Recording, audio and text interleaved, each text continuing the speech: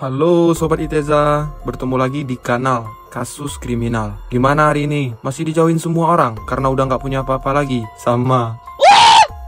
Balik lagi bersama aku Jack Purwakarta, pura-pura tertawa padahal aslinya menderita. Kali ini saya akan menceritakan sebuah kisah yang dialami oleh seorang wanita yang sangat cantik. Dia adalah seorang marketing di sebuah perusahaan yang menjual perlengkapan kecantikan. Si wanita itu ditemukan sudah dalam keadaan yang tidak bernapas di dalam kamar indekosnya. Dia mengalami jeratan seutas tali yang membentang dari leher sampai ke belakang. Si wanita itu juga dalam posisi yang sedang terlentang, dengan tidak mengenakan sehelai busana di tubuhnya. Menurut beberapa sumber, si wanita itu ternyata dieksekusi oleh seorang pria yang masuk ke dalam kamarnya sekitar 1 jam lamanya. Pria itu diketahui adalah pelanggan yang menyewa jasa si wanita untuk sebuah kenikmatan dalam 1 malam. Dalam pengakuan si pria, dia merasa tersinggung dengan perkataan dari wanita yang merendahkan harga dirinya. Ucapan itu kemudian menjadi alasan si pria untuk melakukan tindakan yang memberhentikan hidup dari si wanita tersebut. Sebuah awal dari kisah yang sangat memprihatinkan. Dan saya sendiri masih merasa kasihan dengan para wanita yang masih bekerja dan berada di dunia yang sangat kotor itu. Mereka seolah-olah menyadari akan kesalahan yang diperbuat. Kan tetapi, karena tuntutan ekonomi dan gaya hidup yang sangat tinggi, mereka seperti tidak punya pilihan pekerjaan lain. Sebelum masuk ke dalam kronologis dari kisah ini, saya terlebih dahulu akan menceritakan latar belakang dari kehidupan korban. Oke sobat, sebelum kita lanjut ke ceritanya, jangan lupa untuk like, komen, dan subscribe channel ini, serta bagikan cerita ini ke teman-teman kalian, biar mereka juga tahu dengan ceritanya. Wanita muda tersebut bernama Grisla Anggita Putri, yang lahir pada bulan September di tahun 2002 yang lalu. Tepatnya dia berusia sekitar 20 tahun sebelum dirinya ditemukan dalam keadaan yang sudah tidak bernafas. Diketahui bahwa Anggita Putri ternyata baru lulus sekolah pada tahun 2021. Dia tercatat sebagai alumni di Madrasah Sanawiyah di kota Jakarta Utara. Dari beberapa keterangan yang didapat dari para guru, Anggita Putri ternyata adalah seorang murid yang cukup aktif di sekolah. Dia bahkan mendapat nilai yang cukup baik dalam mata pelajaran agama Islam. Anggita Putri juga memiliki cukup keahlian dalam mengaji Al-Quran. Dia salah satu murid yang terdidik sebagai lulusan terbaik. Selain itu, Anggita Putri tergabung dalam organisasi Paskibraka di kota Jakarta. Dia ternyata pernah ditawarkan untuk mengabdi di daerah tempat tinggalnya. Menurut keterangan di halaman sebuah artikel berita, Anggita Putri beralamat di Kecamatan Koja di kota Jakarta Utara. Dia tinggal bersama kedua orang tuanya dan beberapa saudara kandung di rumah yang terbilang cukup sederhana itu. Akan tetapi, setelah lulus sekolah madrasah, Anggita Putri kemudian memilih untuk merantau.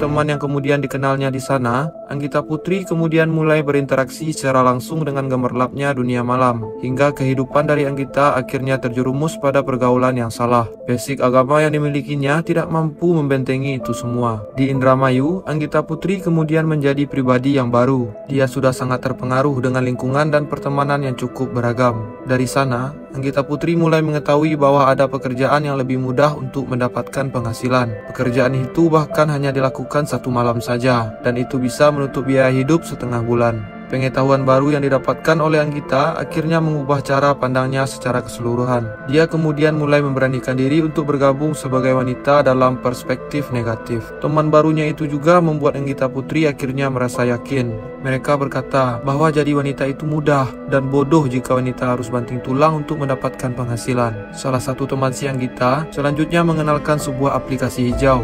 Dia menjelaskan dengan aplikasi itu dirinya bisa mencari uang dengan cepat dan tergolong sangat mudah untuk dilakukan.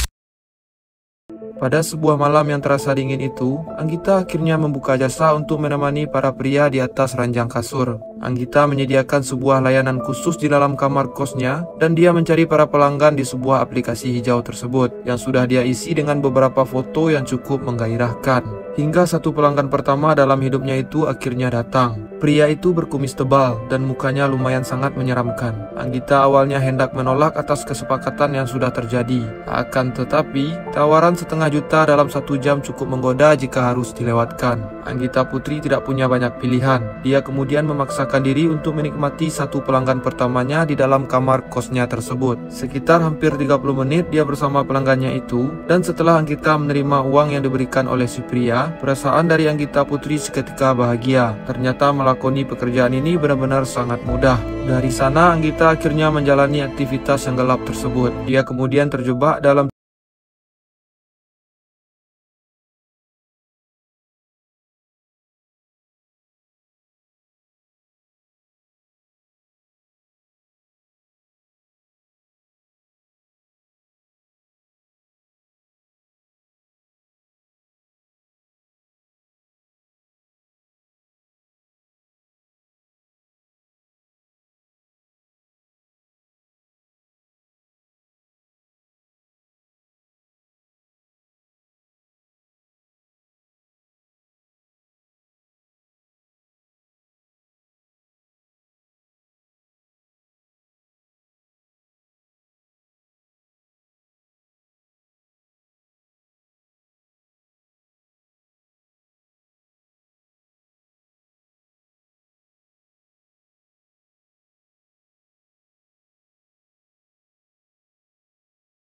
mereka semua memiliki pekerjaan yang sama dengan Anggita Putri. Menurut keterangan salah seorang teman,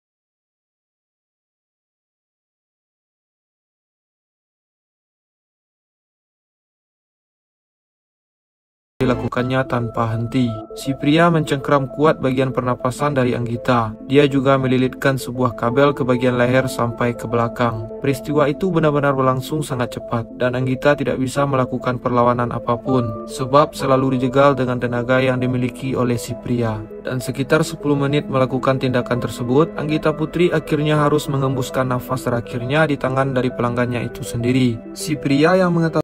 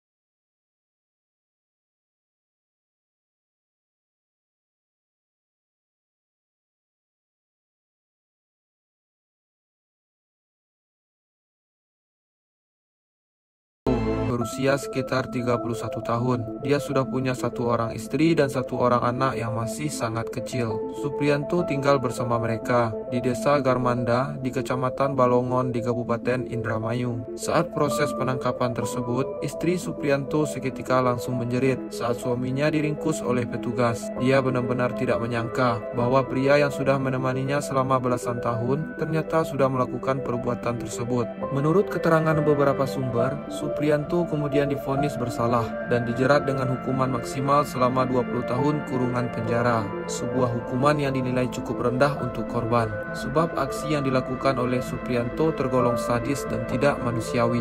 Semoga yang sudah menonton sampai ke tahap ini, kita semua menjadi paham akan hikmah dari setiap kejadian yang terjadi. Terlebih dalam proses kehidupan dari Anggita Putri, yang sudah cukup dibekali ilmu agama sedari kecil, namun wanita yang berusia 20 tahun itu terhasut oleh lingkungan di sekitarnya, dan godaan mengenai penghasilan yang besar sangat sulit untuk ditolak. Pelajaran yang berharga yang bisa kita ambil adalah, pandai-pandailah dalam bergaul, dan temukan tempat di mana kita bisa didengar, serta menuntun kita ke jalan yang lebih baik. Terima kasih sudah menonton video ini sampai habis ya. Saya berharap jika sobat menyukai konten ini agar segera menekan tombol suka dan tuliskan pendapat sobat di bawah di kolom komentar ya. Saya Jack dan seluruh jajaran redaksi yang bertugas mengucapkan arigato sayonara.